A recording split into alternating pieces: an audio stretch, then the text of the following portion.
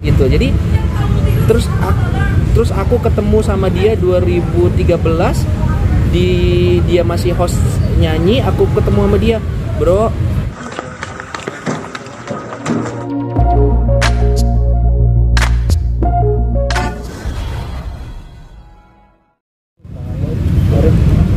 Dah, oke, yuk.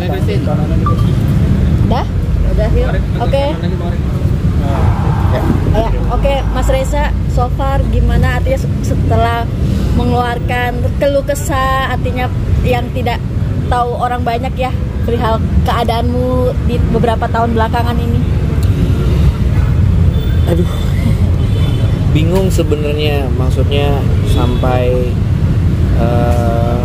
hari ini aku ketemu sama teman-teman semua.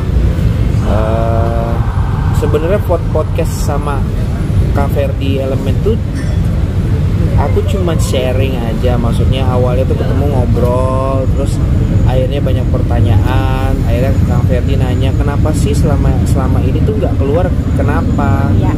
Kayaknya aku nggak mungkin harus bohong lagi, maksudnya alasan ini, alasan itu, alasan ini. Jadi akhirnya aku cerita gini loh keadaannya, bahwa selama ini terutama di 2010 aku mengalami memang kejadian yang cukup kurang menyenangkan, terutama di keluarga aku. Jadi aku mengalami bangkrut lah ya, finansial, sampai aku akhirnya harus berpindah kehidupan dari yang tadinya aku bilangnya dunia fantasi, sampai akhirnya aku bisa menjalani kehidupan yang sebelumnya nggak pernah terpikir sama aku bahwa aku bakal ada di titik itu. Jadi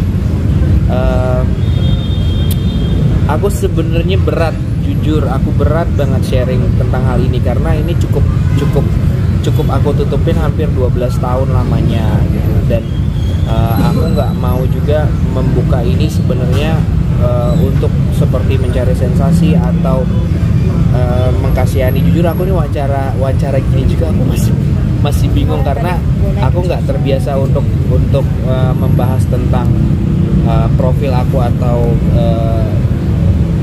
keluarga ya gitu. Jadi itu yang aku jalanin 2010 sampai detik ini.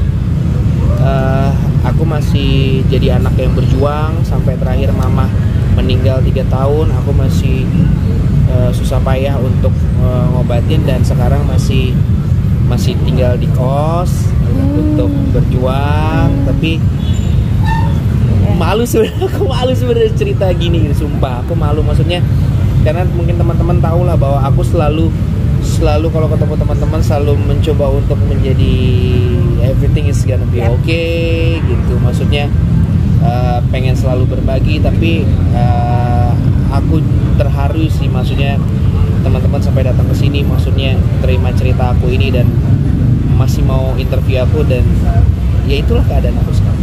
Mas, yang penyebabnya Mas? Bisa diceritakan sedikit flashback? Ya, jadi 2010 tepatnya kalau aku boleh cerita, kita ngalamin satu kejadian yang valid dalam bisnis.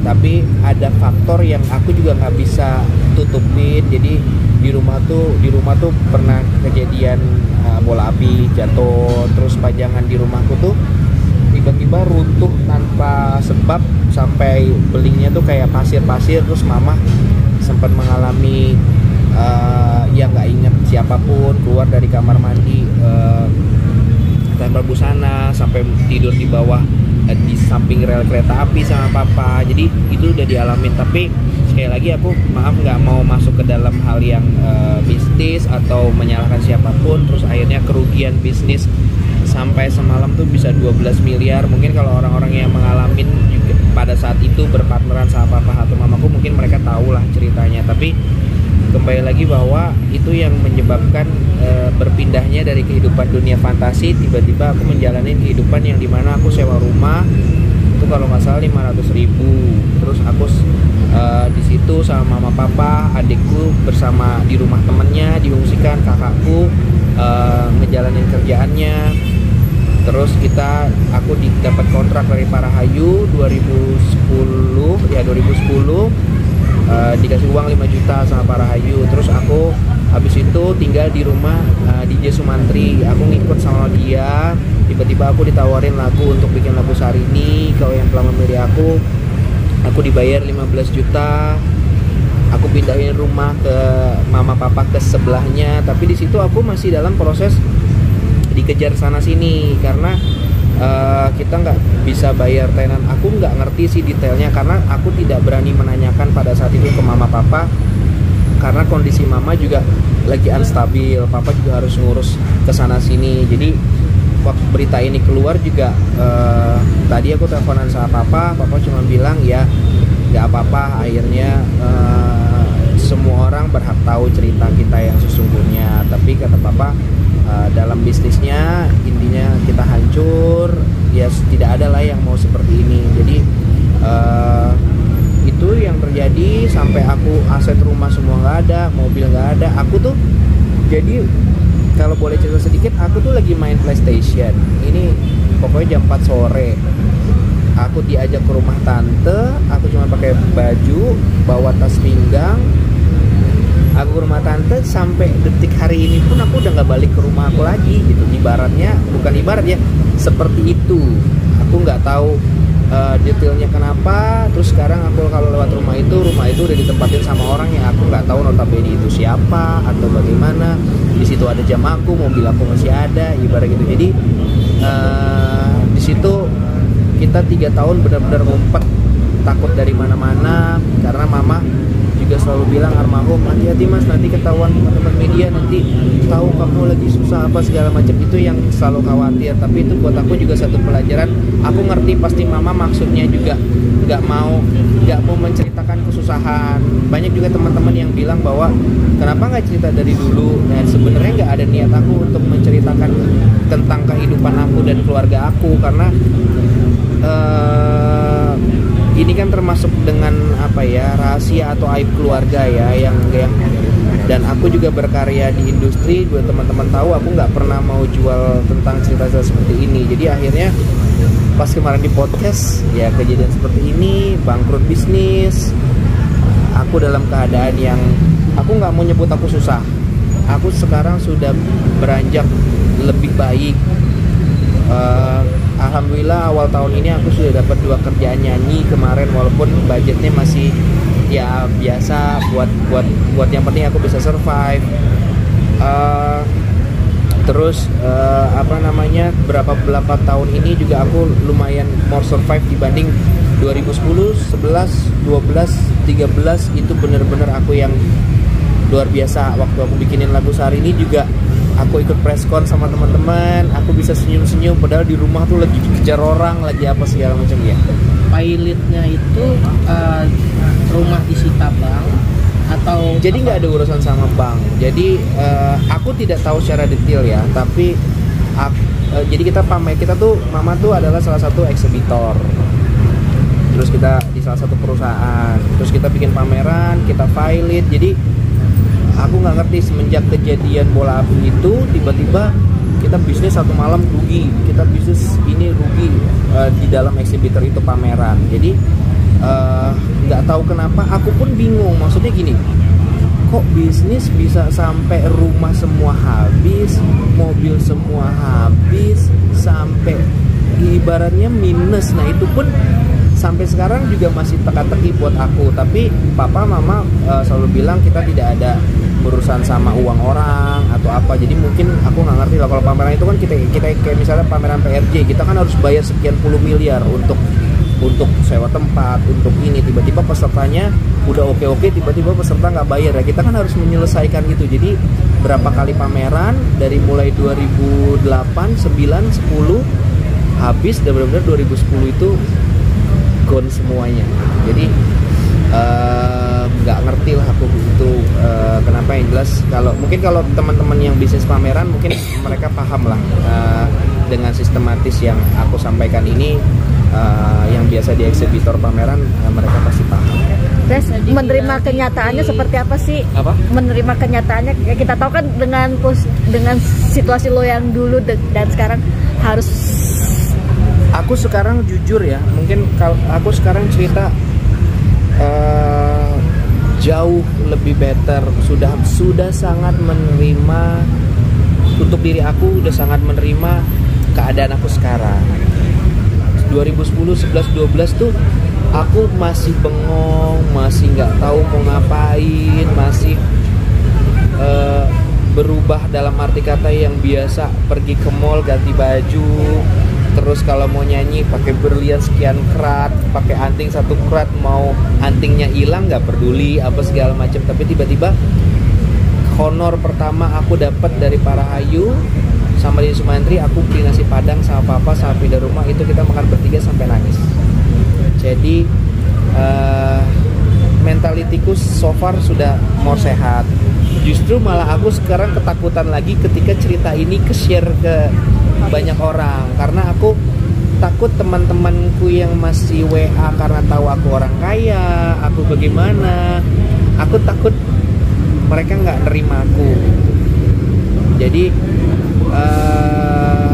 hari ini juga aku masih berpolemik dalam arti kata, serius aku harus cerita ini. Aku minta maaf sama mama dari kemarin malam, aku minta maaf sama mama, sudah mama maafin.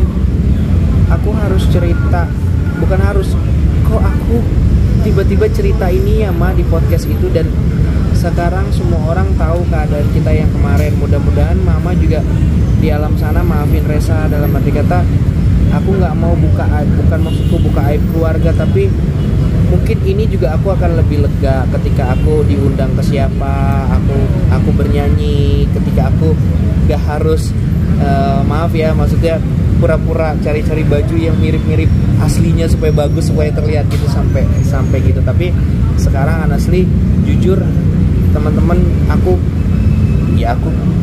nggak perlu sibuk lagi kalau mau kemana harus sewa mobil, harus berdandan sok rapi, harus mau ketemu ini gimana nih, kita nggak punya duit, nanti kalau minum traktir gimana segala macam. Aku cuman mau rilis itu. Siap, mau teman-temanku nggak mau berteman lagi lah sama Resa ternyata bukan anak orang kaya lagi, apa ya, it's okay.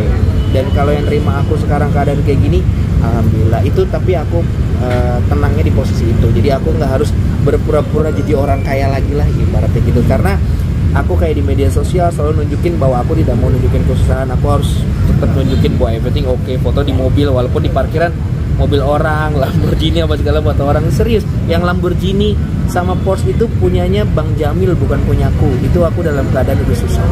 Berapa lama prosesnya menganggap kamu masih kaya gitu? Berapa lama proses jalan? Tahun 2 tahun pertama pada saat itu masih, aku bukan menganggap aku kaya, aku masih berpikir bahwa ini jangan-jangan papa mama lagi ngerjain aku nih, lagi ngerjain anak-anak nih, disuruh susah sampai berpikir. Tapi lama-lama kok ngerjainnya lama banget ya, kok sampai tiba-tiba mama bener-bener dikejar orang, ditagih harus bayar ini. Tapi alhamdulillah saya tegasin di sini semuanya sudah oke. Saya udah nggak ada dikejar terhadap bisnis yang lain. Paling saya masih punya hutang beberapa dengan teman-teman, atau yang belum, kemarin saya pinjemin uang belum saya bayar, tapi mereka mengerti karena keadaan saya gitu. Jadi tapi kalau untuk yang hutang bisnisnya semua alhamdulillah di 2014 semuanya sudah clear, alhamdulillah sekali. Nah, jadi itu yang aku syukurin. Mudah-mudahan mama nggak marah lah gitu sama. Sekarang kondisinya berarti lu lebih menghargai apa yang lu miliki dong. Kalau dulu kan foya-foya, bisa dibilang. Jadi sebenarnya gini, aku tuh dulu nggak foya-foya. Karena aku cuma anak SMA yang disuruh nyanyi, dipakein baju, ini dikasih mobil, difasilitasin, aku nggak ngerti sama sekali. Jadi sebenarnya aku hanya kaget, loh kok hari ini nggak gini, kok hari ini nggak gini gitu. Aku kok dibilang foya-foya sama sekali, karena fasilitas aku dikasih, aku jalan sama teman-teman sampai detik ini pun aku nggak mengubah sikapku dalam arti kata kalau aku punya uang yuk aku traktir makan apa segala macam, masih. Cuma memang bedanya dulu bener-bener aku datang ke mall, ke satu toko brand, karena udah kenal semua mama, tinggal bawa pulang baju, nanti urusan bill mama yang bayar gitu. Kalau sekarang bener-bener mikir dulu punya duit atau enggak gitu, mau beli even ke toko yang ini kan gitu. Jadi perubahan, tapi itu udah aku laluin beberapa tahun lalu. So far kalau teman-teman, jadi ini kejadian baru enggak, ini kejadian udah lama. Cuman aku baru cerita, aku sudah menerima dalam keadaan diriku, tapi aku baru share ke teman-teman dan mudah-mudahan sekarang teman-teman menerima keadaan aku. Itu aja sih yang Tapi sekarang masih teman-teman kamu tetap gitu, yang penting masih ada yang nggak terima dengan keadaan kamu. sampai detik ini masih ada yang WA, lu tuh bangkrut, Res. Aku bilang iya. Kenapa nggak pernah cerita? Sampai terakhir aku ketemu sama teman-teman musisi itu. Jadi gini, awalnya aku podcast di tempat Averdi itu cerita podcast biasa, terus pengen ngajak bisnis, nggak ada cerita begini. Pas akhirnya kemana sih, aku bilang boleh nggak sih aku cerita begini. Jadi akhirnya kejadian sekarang. Terus ke teman-teman masih berpikir bahwa Res, ayo dong kayak tahun baru lah, Res ayolah kita tahun baru di US apa segala macam, masih begitu. Dan aku bilang gua tahun baru di Bintaro bro sama keluarga apa segala macam, dan aku capek untuk harus seperti itu. Jadi mungkin dengan seperti ini, jadi maafin ya teman-teman, mungkin ada teman-teman media juga yang dari kemarin janjian, Les lu liputan yuk, bikin reality show yuk. Boro-boro aku bikin reality show, ini gimana reality show, nanti bensinnya gimana. Jadi aku minta maaf kalau banyak teman-teman yang kemarin kalau mau janjian sama aku selalu menghindar atau Resa nih orang susah diajak ketemu nih, atau nggak komitmen, kalau ketemu suka hari ini berubah, hari ini tiba-tiba ngebatalin karena bukan apa-apa, aku kondisi lah. Jadi sekarang aku bisa kalaupun nanti Res janjian yuk ya, tapi aing teh nggak ada ongkos maya gitu. Jadi lebih bisa kayak gitu sih, lebih ke situ sih beban yang mau aku hilangin gitu.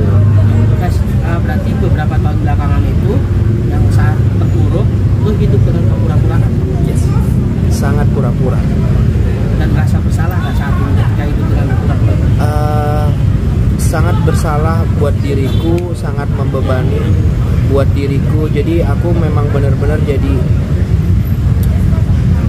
sebenarnya aku nggak mau ngebohongin siapa-siapa, cuma aku tidak ingin menunjukkan kesusahanku. Jadi aku gimana caranya tetap menampilkan kayak aku nyanyi, aku maaf ya dibayar misalnya 1.000 rupiah gitu, itu aku bisa beli baju, beli ini, beli itu, bisa habis 800 perak gitu, supaya tidak terlihat bahwa keadaan aku gimana, aku tetap pakai dancer dan segala macam. Jadi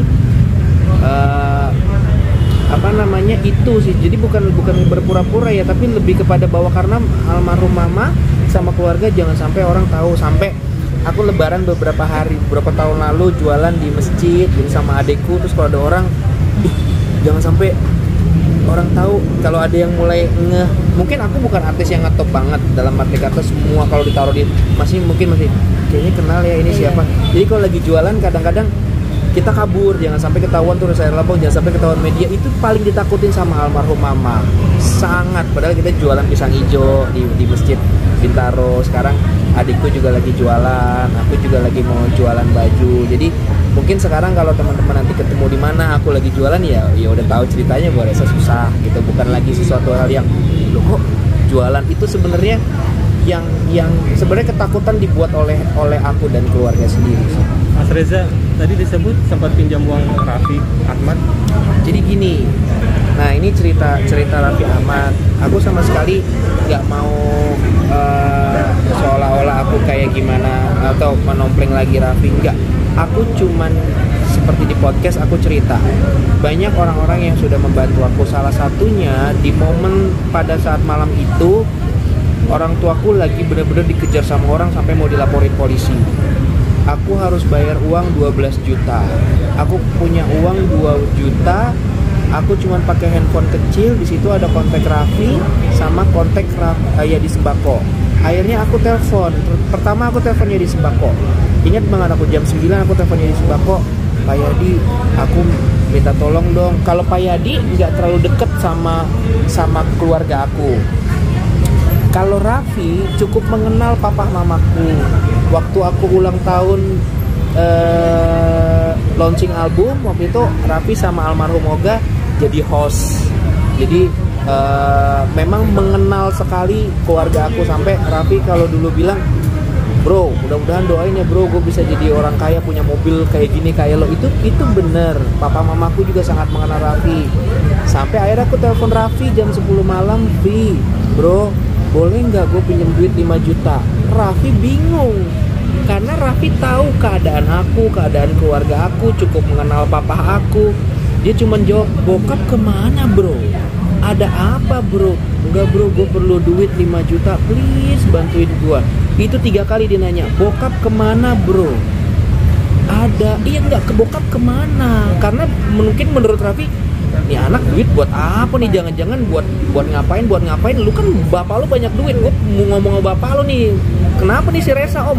Jangan-jangan gitu kan? Mungkin berpikir, akhirnya yaudah nomor rekening. Sampai terakhir dia bilang, enggak, bokap kemana? Enggak ada bokap, ntar lah ngobrol sama bokap gitu.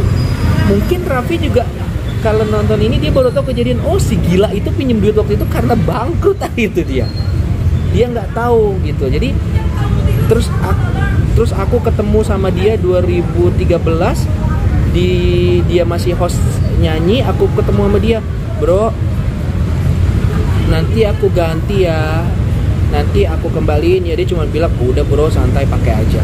Sampai detik itu aku sampai sekarang belum pernah komunikasi ketemu. Jadi aku nggak akan pernah lupa sama yang namanya Yeri Sembako, Raffi Ahmad. Jadi kalau dibilang pinjam uang, aku sampai detik ini belum balikin uang Raffi yang 5 juta karena waktu itu dia bilang masih pakai aja. Jadi insya Allah mudah-mudahan kalau aku punya uang aku pasti balikin sama Raffi. Dan kalaupun belum silaturahmi, pokoknya aku doain Raffi sukses, banyak berkah terus karena kamu udah nolong aku sampai mama meninggal. Masih terakhir mama, mas gak ada nomor Raffi, mama pengen WA gitu. Gak ada ma, aku juga gak berani DM. Sampai detik ini aku gak berani DM, gak berani cari kontaknya karena ya basicnya kan aku bukan terbiasa yang begini ya. Jadi aku kalau sama orang begitu aku gimana ya cara ngomongnya, gimana ya cara ininya, kan dia tahu nggak aku bangkrut, dia ini. Jadi udah overthinking sendiri gitu. Jadi itu yang terjadi. Aku terima kasih buat semua pihak-pihak yang udah ngebantu aku. Banyak sekali orang-orang, banyak sekali teman-teman yang udah support, dan salah satunya Raffi ya di Sembako sama para Hayu, DJ Sumantri, seperti itu.